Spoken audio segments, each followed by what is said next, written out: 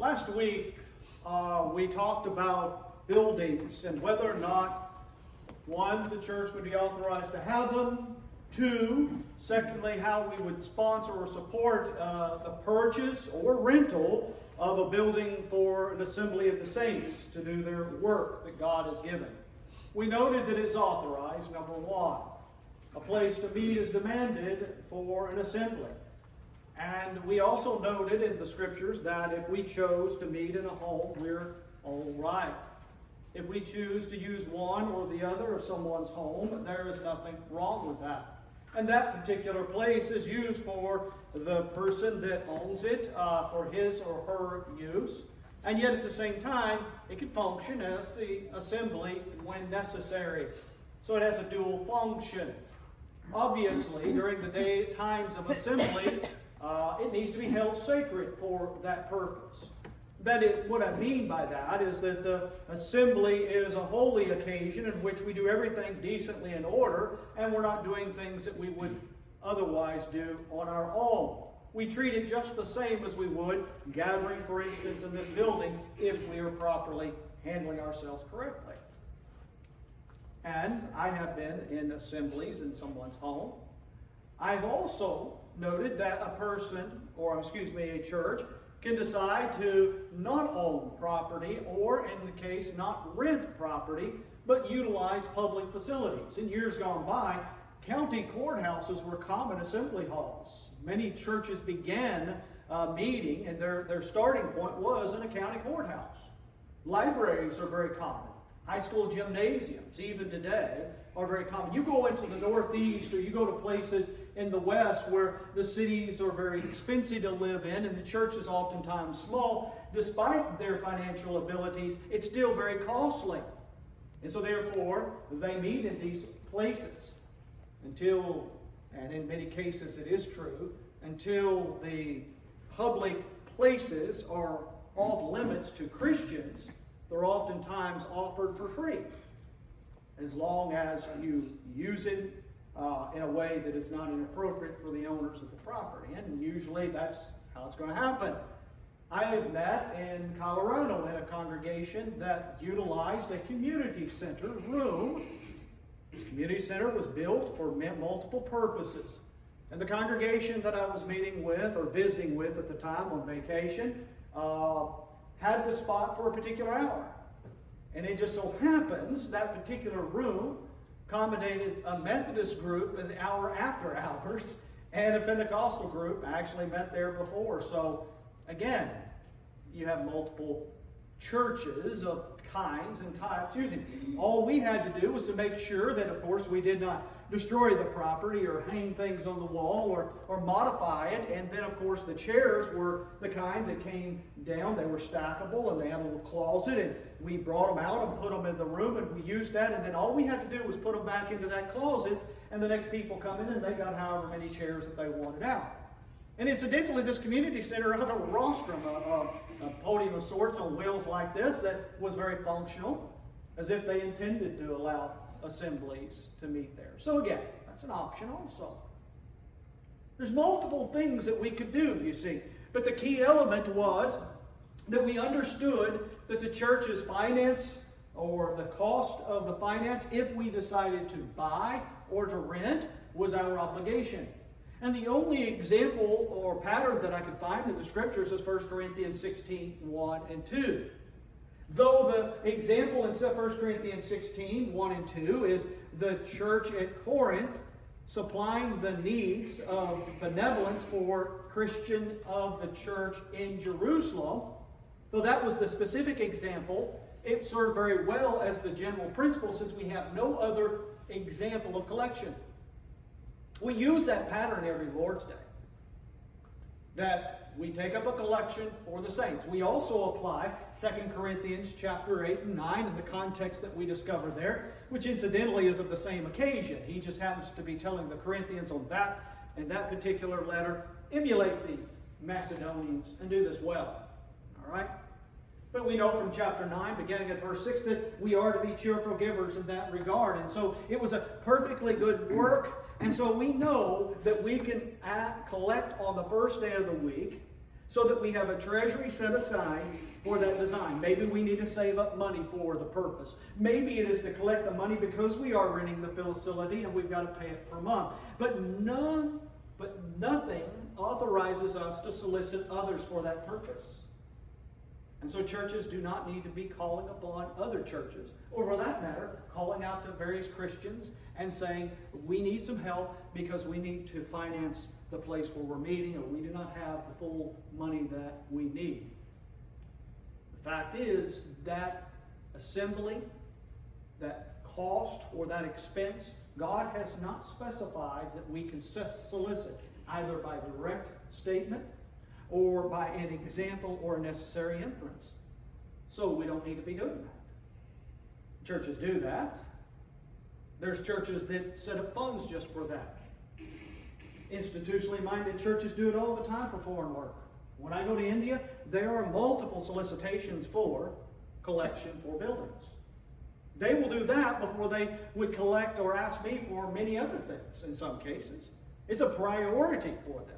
But they've been taught well because American Christianity, loosely defined, has instilled that in them. And so it is, again, a necessity. If they are a legitimate church, they must have a place.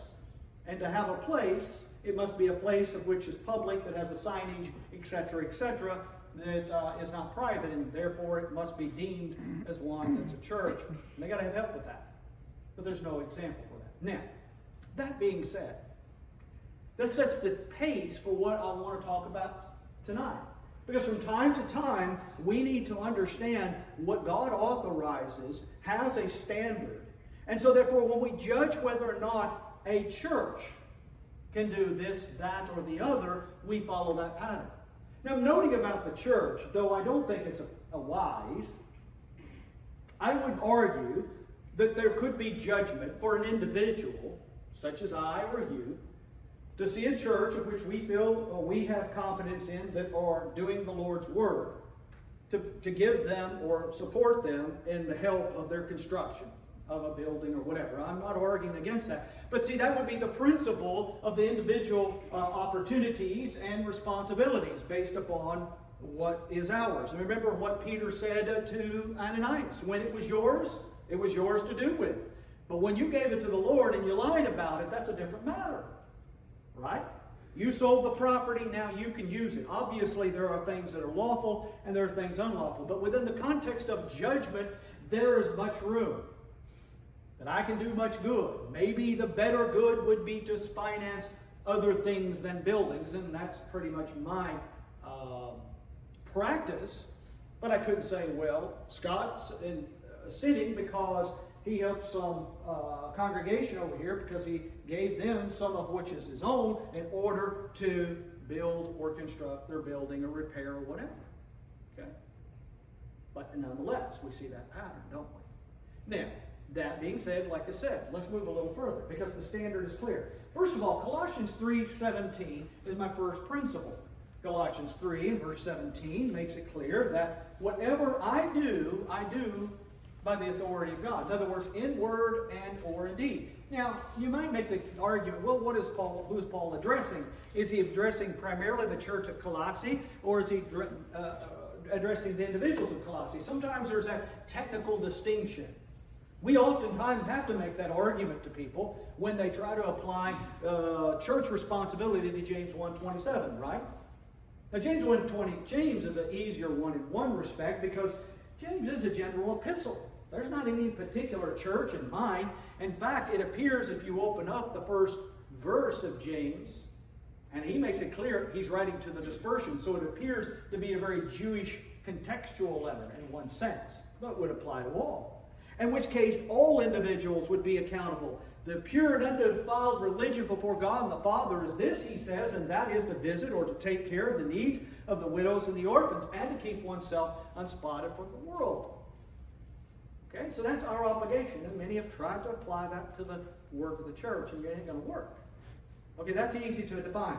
But then when you go to Galatians chapter 6, you discover in verses 6 through 10, the context is the teacher teaching, and then the teacher receiving from the one who has been taught. And then he concludes in verse 10 that do good to all. All men would be, but especially those of household of faith. In which case, verse 10 is clearly defined about all persons, and then exclusively, importantly, to the household of faith. In other words, priorities need to be laid out. But many will say that is, of course, to the church. Well, he is writing to the churches of Galatia. But there's personal pronouns throughout the entire letter that makes it clear that though he is writing to the churches, that the application to the things said are very individual in one sense, and obligatory. In other words, heed sound doctrine would be the argument at the very beginning, because that's the problem. You have got a gospel, he says in Galatians 6 in verse 1. Galatians chapter 1 and verse 6, you have taken the gospel of Christ and changed it to a new gospel, which is not another gospel, but you have perverted the gospel of Jesus Christ. And then he goes on to say that you are accursed if you continue in that pattern. All right? So very clearly, individuals have got to take action. Will the church be accountable if they don't? For sure. All right? So you have those kinds of mixtures. And other times, of course, as we just noted, 1 Corinthians 16, 1 and 2, he makes it very clear. Corinthian church, listen to me. You are obligated because you said so, essentially. You promised a year ago that you would help the needy saints in Jerusalem. Now let me tell you how this is going to be accomplished, because I'm going to show up someday, and I've got to be ready to send that down to them. You've got to be ready, to take it. Send it to them. And I'm going to be showing up. So you, every first day that you come together, and that would be the import, he just says on the first day of the week, which is implied every, because there's one every week. You start collecting, collecting and setting aside. So that when I come, you're ready. When I show up, the money's sitting there, and you're going to hand it to me when we go. That's an efficiency argument, but God's design, because he shows by an example how that operation will work. We found it in Acts the 11th chapter, verses 28 and 29, as Agabus had said that there would be a famine, that the church at Antioch had decided and determined, and it may be even argued, determined even individually, that because it does talk about each one giving of his, based upon his ability, for the needs of the famine-stricken brethren of Judea, which would be many. And they did a very simple process, of which once it was collected, then they handed it over to Paul and Barnabas, who took it to the elders of the church, verse 30, in the various churches of Judea, a pattern. So we see that we have maybe individual action in the context of collective, that the individuals determined each to give, just as 2 Corinthians chapter 9 and verse 6 and following talks about, that each of us, not by compulsion, but by a cheerful heart, has determined what we will do to provide for the needs of the work of the church. All right. And all of these, of course, in the illustrations, are what we determine, or at least the authority we get from them, is determined by benevolent actions. I think it's very striking that the authority we get generally for any of the use or collection for the saints or for the work of the church has to do with benevolence. And yet benevolence, as we just talked about, is something limited based upon that. Why? There's a simple rule. The silence of anything else. You see, you can't expand the benevolent argument unless you have an example or a statement about the expansion. And when all you have in the Scriptures is saints supporting saints, churches helping other churches benevolently, that is, Christians within that context, when they have a need, not just for anything, in other words, they're hungry, famine-stricken, etc. When you have that limitation, then you have only one conclusion, that it is limited benevolence. Now we'll go ahead and put a plug in at this point, because I think this is a very important book if you're scratching your head or if you're thinking about how you would understand these things. One of the greatest debate books, from my estimation, was one that was done in 1957 that's still in print. They copy it. It's in paperback form. In fact, I'm taking some to India to some preachers that have asked or at least a couple of them that have not asked, but I know that their understanding of the work of the church is wrong and they've agreed to accept that. Curtis W. Porter debated Guyan Woods, and I forgot where he did this. May have been Memphis. He's a preacher that passed away, I think, in about 1960, an Arkansas preacher. Curtis W. Porter was a faithful teacher, but also a great debater. And Guyan Woods was one of the darlings of the institutional side and was a fairly smart and intellectual man. And yet Curtis W. Porter lays it out as thick as it can ever get, and is simple for any of us. And I'm a simple person. It is understandable. So I recommend that book. And if you want to get a copy, I'll get you a copy. Of course, there was another one in the same year done with Roy E. Cogdill and Guyan Woods in Birmingham, Alabama. I'm not arguing against that. Good book overall, but man, Curtis W. Porter really knew how to explain the subject well comparatively. So, at any rate, it helped me a lot to formulate the kinds of discussions I would have and understandings and the way that I would approach the subject and understanding. All right. So we know that limited benevolence is the theme, but we notice we also take these same things because this is how the standard is applied. We understand that if God wants us to work, as we've talked about, primarily in the proclamation of the gospel, it is fitting that we're able to support that work. Even Paul would make that clear that the laborer is worthy of his hire, quoting from the Old Testament, and he would say very plainly as well that he himself would receive support from the Philippians, but from no other church in Philippians chapter 4. Not because he couldn't, but said no others would support him, but you did alone. He was going to do the work whether he was supported or not. And then he would make it clear to the Corinthians, I didn't take any money from you. I didn't need that as a burden for the work. There was too many other problems. And maybe judgment dictates that from time to time. That when I do the work of the Lord, that maybe the hindrance would be the support. And I've got to choose to do otherwise just for the sake of the gospel. So there's lots of different patterns. And then, of course, the location of preachers and the support of preachers, as we see. Obviously, Paul had, and Corinth stayed there, as we discovered, for 18 months. And it appears that for the most part, he worked with his hands, making tents in order to provide for his needs. He may have been supplied from the Philippians. We know that they were certainly very generous. They certainly supplied for his needs while he was imprisoned in Rome, as Philippians chapter 4 indicates very clearly, beginning at verse 10 and following. However, we note that he stayed in Ephesus for 3 years. Acts the 20th chapter, verse 30 and 31, as he talks to the Ephesian elders there at that beachhead, he says very plainly that I labored night and day with tears with you for 3 years. Well, how was that financed?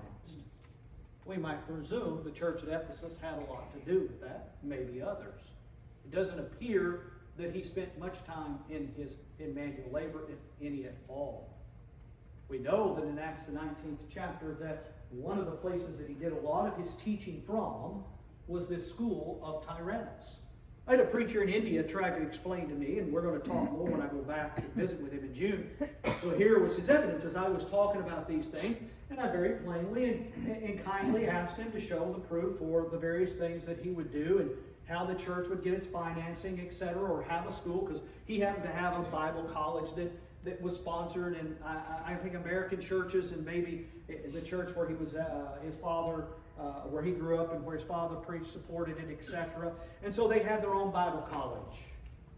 Now, I'll get into that subject sometime, and I want to make sure you're clear that the church is a church that should be on the pillar and the ground of the truth, and if it is, that it can appropriately teach anyone to be teaching the gospel. Paul would say to Timothy in 2 Timothy 2 and verse 2, you commit these things that I'm teaching you to faithful teachers that can teach also. So I want to make it clear first, before going back to my discussion, that this church would have all the right in the world to begin to develop people to be teachers of the gospel and regularly teach them on a weekly basis, daily basis, etc., the gospel, the histories of the church, and all the various things that come into that part, and how to proclaim the gospel and teach others. The church could be, as we'd say, an independent school in that way, but it works within the auspices of the leadership and the elders of the church, and therefore it would be an appropriate work. Just like the old preachers in the debates would often argue, if indeed the church can operate to finance, that is, children, in their needs, orphans as they would describe it, then there's only one way that would function appropriately, and that would be under the leadership of the elders within the context of not only their oversight and their control, but their properties. They would not have an authorization to take the money out and build another institution, finance another institution under different leadership and boards, etc. And that's exactly what they did, because it wasn't convenient, if there was any cause for it all. All right, that being said, the church needs to understand its standard of implementation for its work. In other words, how did I arrive at the conclusion that I could not ask this church, because I get all kinds of solicitations, come back and ask this church to support the building and the financing of church buildings in India? Well, I gave you the point. The point is very clear. First of all, silence. There's actually no example of that, no illustration of that in any form, and obviously no direct statement. And furthermore, the ways of collecting money and the expenditures of money do not even lend to that argument, because the church's thrust is primarily in the proclamation of the gospel, if we are indeed the pillar and the ground of the truth. Teaching teachers to be teachers should be an objective. Seeking and saving the lost, as the church was scattered in Acts chapter 8, verse 4, they went everywhere preaching, didn't they? To help people, as Philippians 1:9 says, to grow and increase in love through the full knowledge and all discernment of the word. To tightly knit that unity of the Spirit and the bond of peace through the various activities that each of us, based upon our abilities, will perform for the local church. In which case, I would also argue, while we can concern ourselves with those further afield with no problem, there needs to be good judgment and balance. I've mentioned this before. I really believe in what I'm doing is effective, and I hope that it continues to be productive and helps the individuals that I'm working with in India and the churches to grow. I really think it's desperately needed. But as I mentioned before, on the other hand, my concern would be if I were living and working in the U.S., what would be my concern here? What would be the concern with at home? And all churches have had the tendency, once we were prosperous, to look so far afield and never look inside. There's so much to do within. And many churches have literally, physically, materially, not so much, but in numbers have died for that reason. And various other causes, of course. Affluency has brought immorality, lack of interest in spiritual things, and generational lack of teaching, and so on and so forth, so the church's numbers dwindle. But you know what is a unique phenomenon in the United States? As a general rule, we've decreased in numbers, but not in finances. There are many churches that can support a preacher full time for almost 18 months. I was supported fully with only 25 souls that were members. No outside church had to support me. How is that possible? Because we have much. There's nothing wrong with that. It just proves my point, is that we might have metrics and indicators that call us alive that really aren't so, which in times past might not have been the case. So again, we need to be very careful that we still apply the divine pattern for all these things. As Paul would say in 1 Corinthians, the 10th chapter and verse 23, as an example, there are many things that might be lawful. In fact, he says, all things are lawful to me. And that's in the context of what is right. But that doesn't mean everything is helpful. I like the needful metric. The needful metric is that I said, okay, first, what can I do in the work of the Lord that is profitable? And in that context, whatever I do as a father, a husband, in my pursuits to provide for myself, how does it support that? So that's a lot of the real problem we have as Christians, is that we don't look in the supportive argument. We don't see ourselves as first children of God, seeking first the kingdom of heaven and all, or God and all its righteousness, and then everything else being added. And it's not an exclusionary argument. It's a compilation of the argument that says, I will seek the Lord and I will support everything I do in that context. I will support who I am as a man or a woman. I will support myself, support that argument as a husband or a father, or as an employee or an employer. And when I do that, I can get all things right. So therefore, all things are helpful to me. No, not all things are helpful to me. That's not what Paul said. Paul says all things are lawful, but not all things are helpful. So it is, again, I think, the point of a needful argument. And so we got to decide, how are we going to measure these things? Okay. So, to decide whether something's right or wrong, we first determine, if the church is the pillar and the ground of the truth is the fundamental thing. What I teach, what I proclaim. Paul was leaving Timothy, for instance, in Ephesus for that very matter. That's what he says. Now look over in 2 Timothy chapter 4. It's a classic preacher's text. In fact, any young man going to some preacher's school or some program where they've been learning to teach or preach the gospel has probably started off with this. 2 Timothy chapter 4, beginning in verse 1. I solemnly charge you in the presence of God and of Christ Jesus, who has judged the living and the dead, and by his appearing in his kingdom. Preach the word.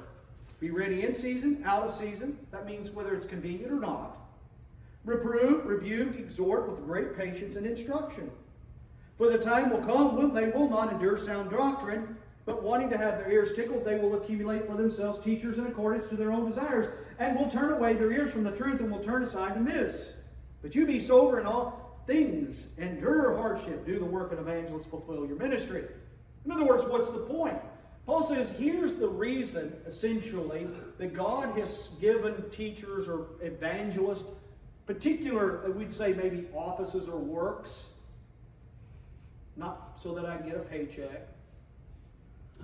Or as one church even told me once, they wanted me because they would look more official with their neighbors and friends.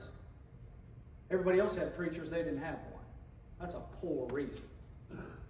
You mean you hold your head in shame when you go to work and say, we don't have a preacher? Well, dear friend, they have pastors and they have many other unauthorized things that you don't want to be a part of. That should not cause you to hang your head low. And I think, to be on a cautionary note, maybe that's unfortunate because many of the churches in the U.S., I think, have that mentality to some extent. I know of a church in Alabama that I almost went to work for, but another fellow did, and I learned not probably 2 years after he was in. It was a church that had some challenges in the area. It was much like Perry. The businesses were all shut down nearly, and industry had been slowed, and it was in a poor county, etc. And, well, the church had many that had left and moved on, etc. And they got to the point, after 2 years in, that they couldn't support their preacher in the way that they had before. And their solution wasn't that, hey, is it possible that you can stay and work with us for less and maybe, be able to find other support or whatever? No, that wasn't the argument at all. No, we don't need you anymore, not because you can't preach the gospel, but because we can't pay you full time. It was a matter of pride to them. He literally had to move because, though they would exist there as a church, they weren't going to be known as one of the churches that didn't have a paid full-time preacher. You see the problems that we might face.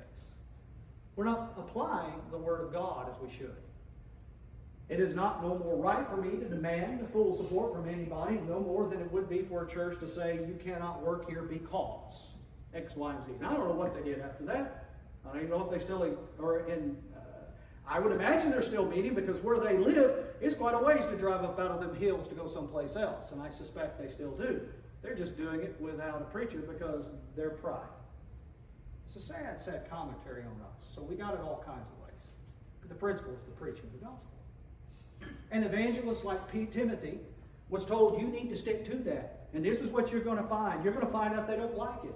And there's another problem you have, and it's going to be challenging. And maybe that's an argument against being supported full-time at times. I'm not saying it's a sin by any means, because I'm sitting here in that same position. But there's a great temptation. You get paid well enough, maybe there's not many other opportunities. I better make sure I don't preach what you don't want to hear. Because if I say the wrong thing, I may be out the door. And so we strike that balance. And some preachers have done that. I'm not arguing that I don't feel their pain and their motivation. But we can't be there. And we got to be like Paul says to Timothy. Regardless of whether it's convenient or not. Okay? That's a work. As we've already talked about. One of the other primary works is a limited benevolence, right? Which is, again, sometimes needful, sometimes not. Maybe in many cases it's needed afar afield than here, and that's understandable. We do have enough, and we have more than enough, and many of us will do well on our own, but others do not. And so we need to be aware of that. Not that we should be in the business of servicing everybody's needs all over the world, and we can't do that anyway, but being aware of that is a very important thing. Supporting preachers in the teaching of the gospel should be a primary work. Helping people and Christians in their needs is a very primary work. But how do we arrive at that? We arrive at that by an example or a direct statement on any case. And then building up one another. As Ephesians 4, particularly, and verses 11 through 16 teaches us about what edification is all about. Ephesians chapter 4, 11 through 16 should be our primary authority. I mean, there's other examples, other places, but a primary authority to teach us about edification within the body of Christ. That third rail, maybe. Verse 11. And he gave some as apostles, and some as prophets, and some as evangelists, and some as pastors and teachers. For what end did he give them? Now, I understand that there is a number of persons in that category that are no longer in existence. We do no longer have apostles. In a technical sense, we no longer have prophets. But we do have evangelists, pastors, and teachers still living. Or we have the potential for such. Here's the reason. Verse 12. For the equipping of the saints, for the work of service, the building up of the body of Christ. See that? For what again? The equipping of the saints, for the work of service. That's in the context of the body of Christ. It's not an independent service somewhere else. And then, of course, until we attain the unity of the faith and knowledge of the Son of God. Skipping down to verse 15. But speaking the truth in love, he says, we are to grow up. That's an edification word or phrase. In all aspects, into him who is ahead, even Christ. And verse 16. From whom the whole body, being fitted and held together. That can be either a fishing analogy, talking about the sewing of the nets. Some have used it in other illustrations. By what every joint supplies. That's leading to the body structure, the internals, at least the joints and the ligaments, etc. By which every joint supplies according to the proper working of its individual part, causes the growth of the body for the building of itself in love. There's what you have. That's the work of the church. And in that context, we have all authority.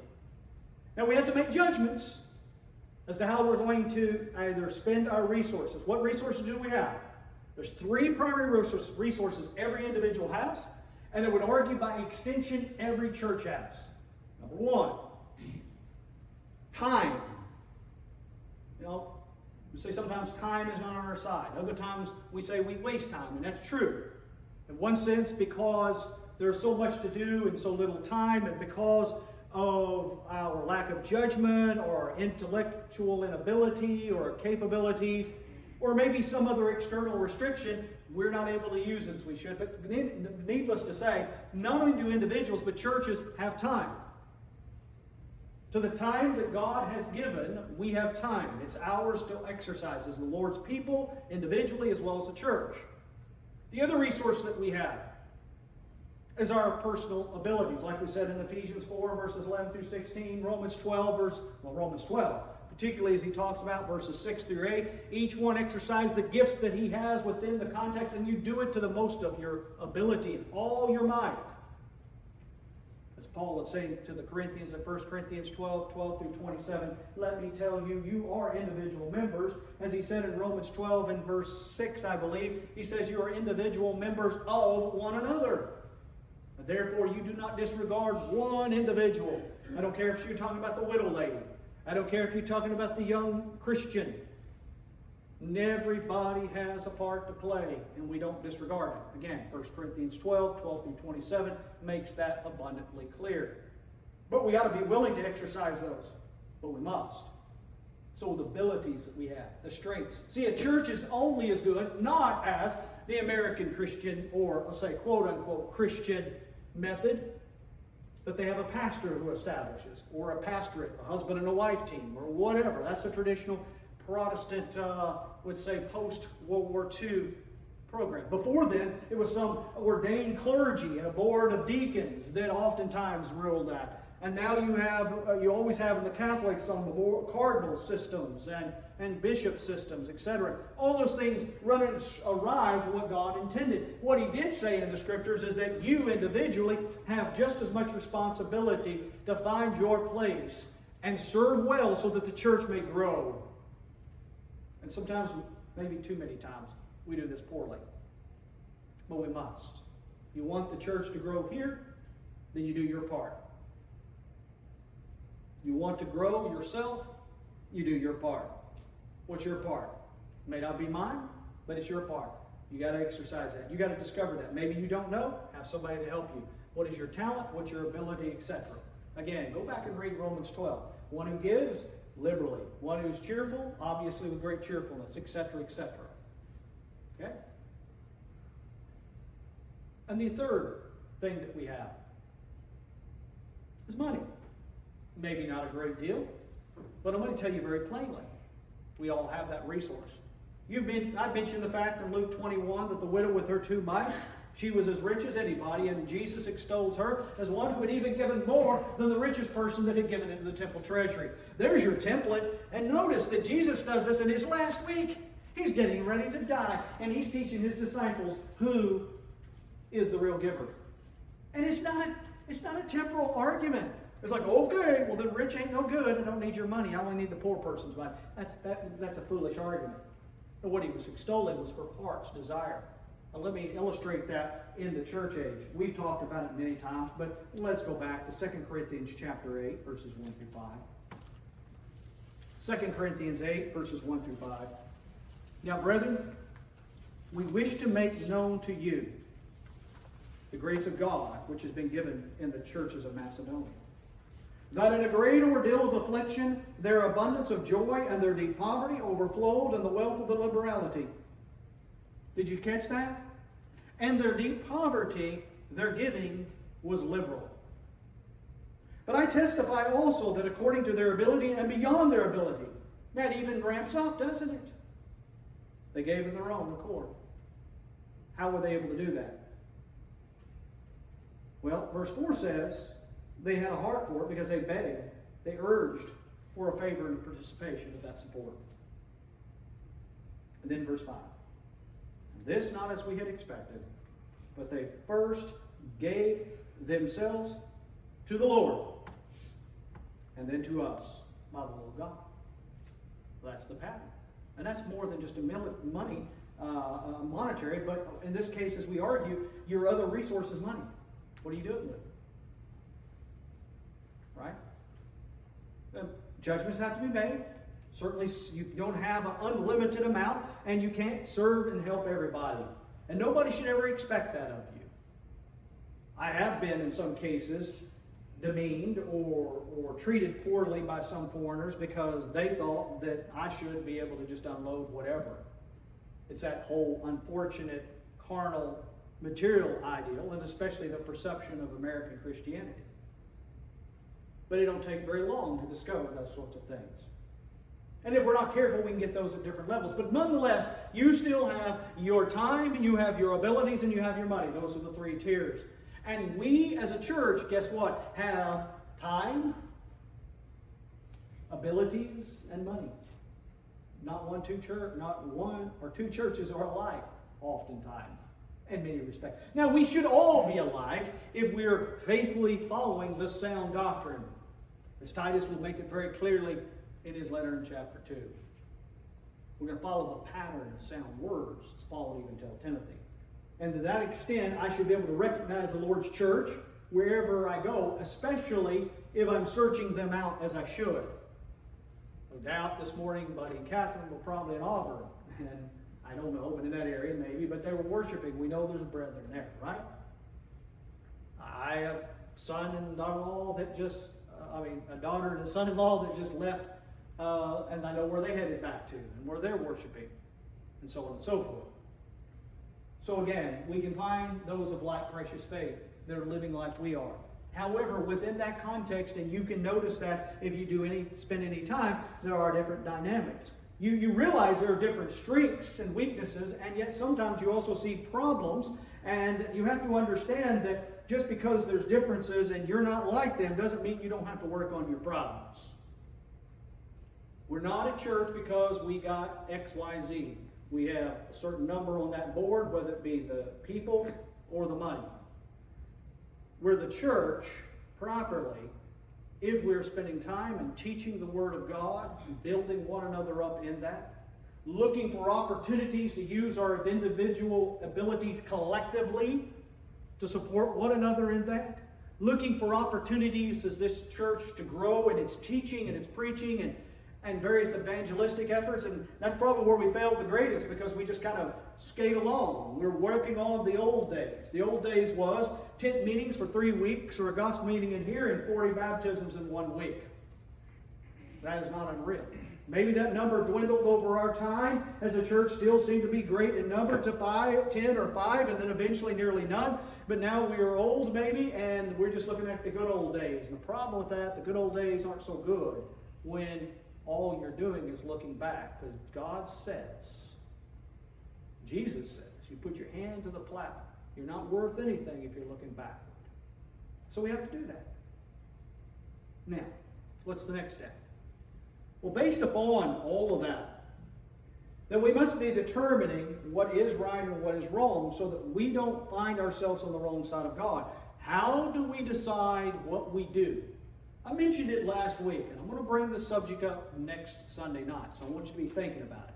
We're going to throw out a few scenarios, and we're going to test it according to the standard of God, not according to what we think. And I'm going to hopefully challenge you and hopefully challenge me into realizing sometimes, if we're not careful, we get the cart before the horse and we judge the back end and we do the ends justifies the means arguments, not the direct, straight-on approach. Let's look at weddings. Let's look at funerals. Let's look at, and we will, several other things within that context and see what is God's standard for these things and what would He want us to do. How will that work? Because that falls in the same category as this discussion about financing church buildings. You heard me say it last week. If we can't afford it, it's probably not very wise. And many churches get themselves into financial trouble trying to do that. But on the other hand, we have to meet somewhere. And we don't cease to be the church because we don't have a paid-for place or a location with an address that has a mailbox that says the Spring Warrior Church of Christ, or a sign or what have you. We got to do the work of the Lord, but we got to do it according to His will and not ours. And so, Lord willing, next week we're going to examine how we're going to approach this, and we're going to set forth the rule to provide for the standard that we do. The standard will make the decision as to whether or not this is acceptable or for God or not, and I'll produce scenarios as we apply the scriptures in that regard. Well, hopefully this has been useful. Again, this is more of establishing a doctrinal foundation for the things that we do and the things that we say, so that we find ourselves not just different than the world, or, ooh, I check up, I did well. No, pleasing to God, because I hope that's our aim.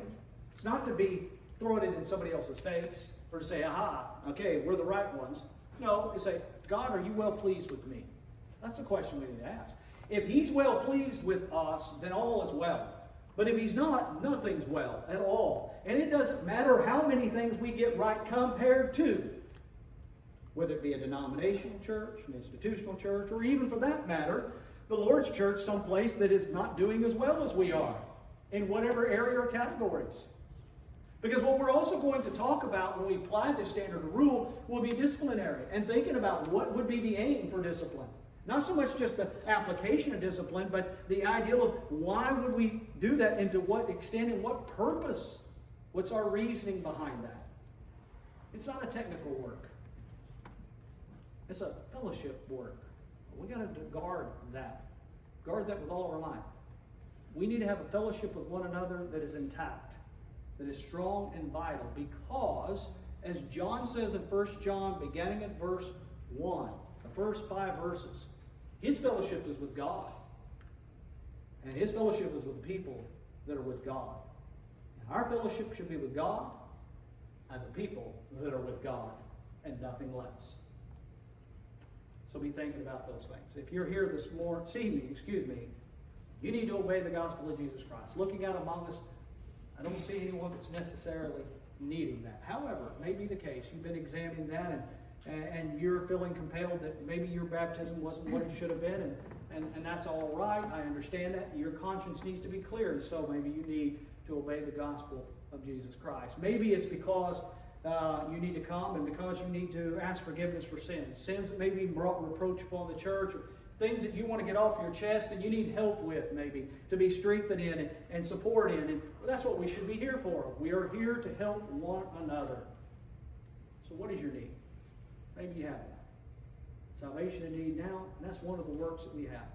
The Lord has said, here's my invitation, please offer it. And that's what I'm doing. So whatever you need is, please come as we stand and sing. When Jesus comes to reward his servants,